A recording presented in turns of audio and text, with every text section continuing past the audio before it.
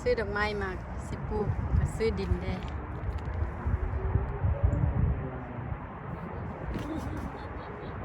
สาวลากก็หัวขวัญแม่สาวลากคนเกินนี่กำลังสิปลูก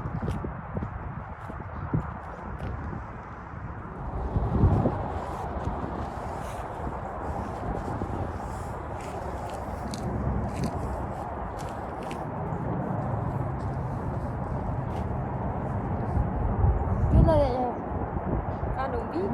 ข้างกันน่ะงั้นได้ก็ว่าสิอุ่นกับเพื่อนเลยก็ปลูกต้นไม้ซะ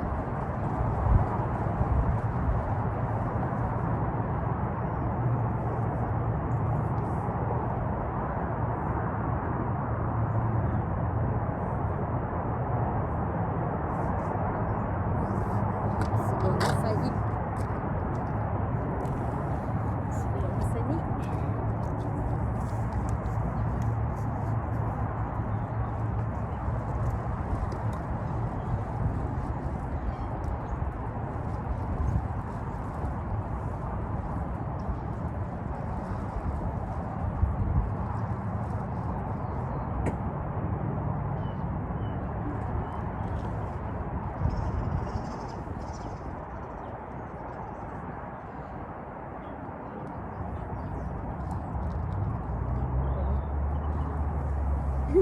ยัดเข้าไปนี่ก็ใส่ดินเข้าไปใส่เลยล่ะ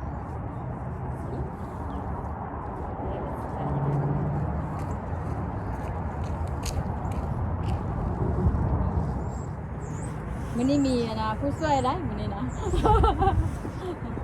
มาขุดเอาน้ำที่ปลูกอันดอกซากุระนะไว้ปีหน้าเพิ่นได้มันสิงามสิอันนี้มันเป็นดอกแบบนี้เด้ดอกงามไปเห็นอยู่ทางไปอันนั้นห้านซื้อดอกไม้หั่นน่ะจะเป็นงามก็เลยอยากได้เบิ่งดอกไม้เด้ออย่าเบิ่งคนเด้อคนนั้นเท่าแล้วบ่ได้ซื้อดอกไม้ให้เบิ่งอันเว้าหลายก็ตาเหลือกตาเหลือกไปตาโจกตาโจกมันหนาวมันเย็นนี่เว้าใกล้แล้วมันเย็นตาลมพัดตาเอาอันแรกอันนี้นะแรกอันกระต๊อบเอากระต๊อบมันแรกลงแล้วจะเอาพูดเลิกๆน้ำเจ้าดินมาใส่เพราะว่าดินนั้นมันแน่นแต่ดินพวกนี้มันแก้มใส่ฮ่าฮ่าดีหลายแบบมันใส่พ่อแม่เนาะนี่มาไว้ลูกนี่เด็ก Ja, dan zou je even. Ja.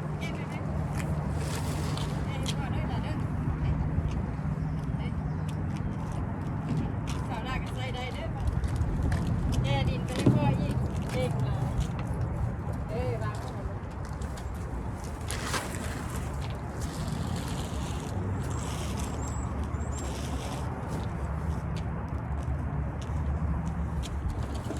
ว่าตรงนั้นที่พูดทำตัวนะใส่ลาบแล้วไปซื้อปลูกกับไม้ก่อนฝากไว้หน่อยพูดรถน้อยแล้ว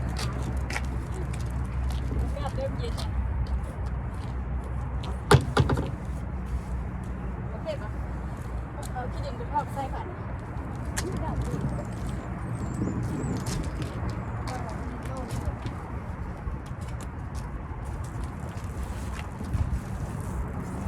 ยกกล้ามเห็นยกกล้ามเลยยกดินน้อยๆเลยวันนั้นยกกล้ามมาจนเห็นยกกล้ามยังไงโอ้ขอบคุณนะคะแดงไม้นะ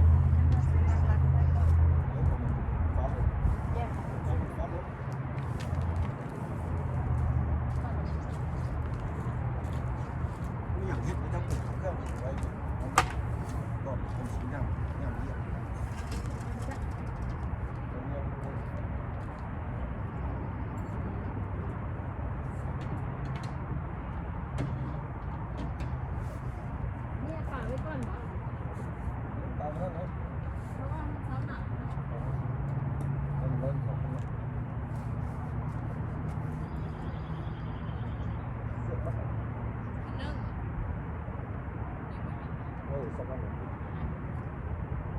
ดินเด้ดินจะเฮ็ดบ่เที่ยงกัน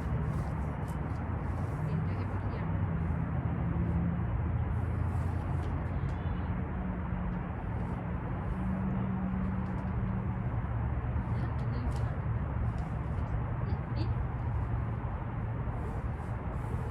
ใส่เลยเนาะแน่เนาะงามแล้วพอดีโอ้ยผมตกกลับตกกลับดอกกุหลาบเกิดก่อน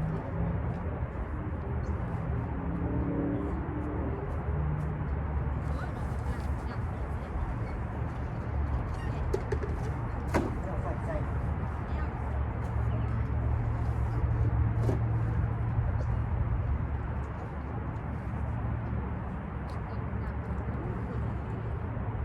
นี่เป็นที่เดี๋ยวก็ให้ไหลไปบ้านมันดินไปดินมานี่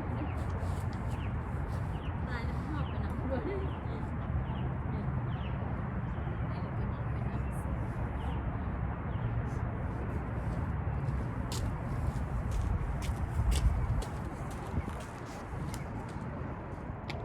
ำ นี่ปลูกแล้วละ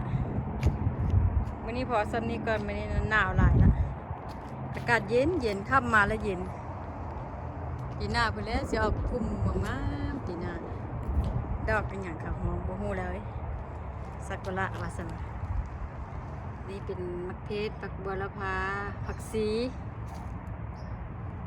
ผักสะนาลีเด้ปลูกเมื่อกี้นี่แล้วล่ะก็จังได๋สิเอาน้ำมาหดใส่อากาศเย็นเย็นประมาณเดือนหนึงนี่มันก็ปุ้มขึ้นนี่โอ้ยงามคัก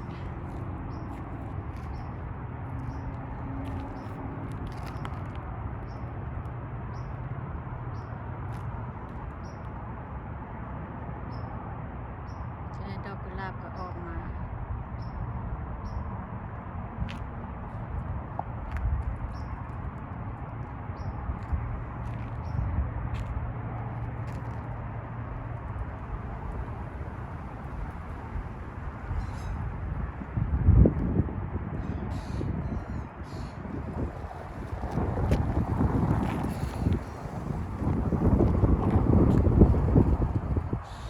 แปลงไปเท่าละเล็กเท่าละน้อยเฮ็ดสวนใหม่เมื่อละน้อยเฮ็ดหลายเมื่อยพักผ่อน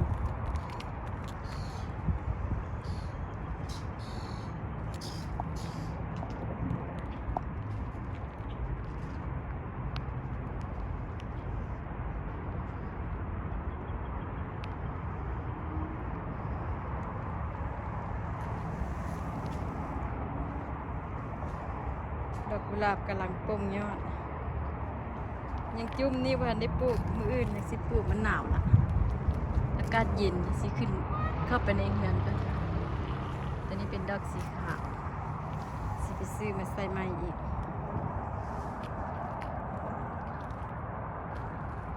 ดอกกุหลาบกำลังออกไปฝนตกหลาย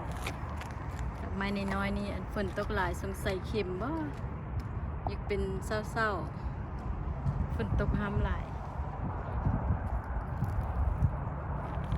ถ้ามันแดดจะสิมาซีดยามันจะเป็นเพี้ยเป็นดอกกุหลาบตัวนี้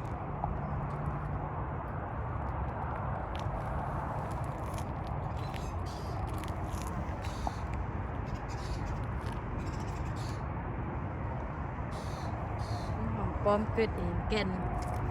มันเหี่ยแล้วก็เกิดมาเต็มหอมปลอมหลายโพดต้นนี้งามบัดนี้อัน ซีดยาใส่เบิ่งน้ำอินเทอร์เน็ตเขาบอกว่าเอาอันน้ำส้ม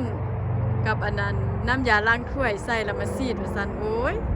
ปาติโตไฟมันไหม้เบิดอันติได้ตัดออกเบิด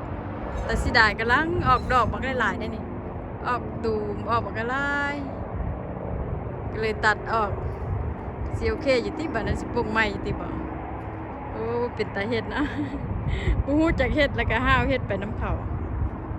บ่เป็นตาเฮ็ดเด้อเฮ็ดนำอินเทอร์เน็ตนี่เจ้าบ่ฮู้อีหลีนี่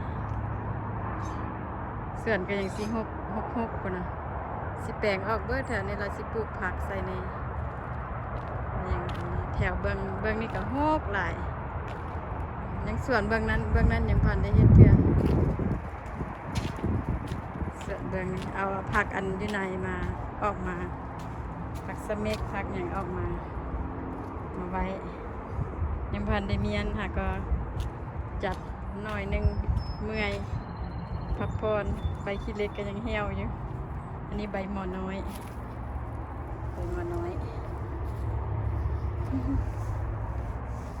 ผักอันนี้เลิศก็มีใบขี้หดแถวนี้ส่วนแถวนี้ก็เฮ็ดกันยังบันแล้วเถอะกำลังซ่อมกำลังแปลง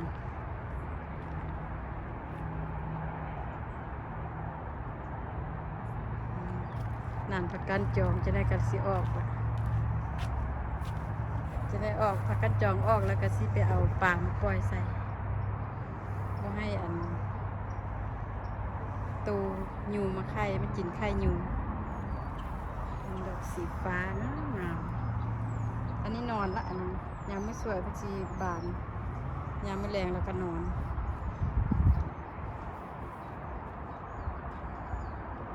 ยังเงียบเหงาดอกไม้ยังพันบานยังหนาวอยู่จากน้อยดอกไม้บานไปเลยสิงาม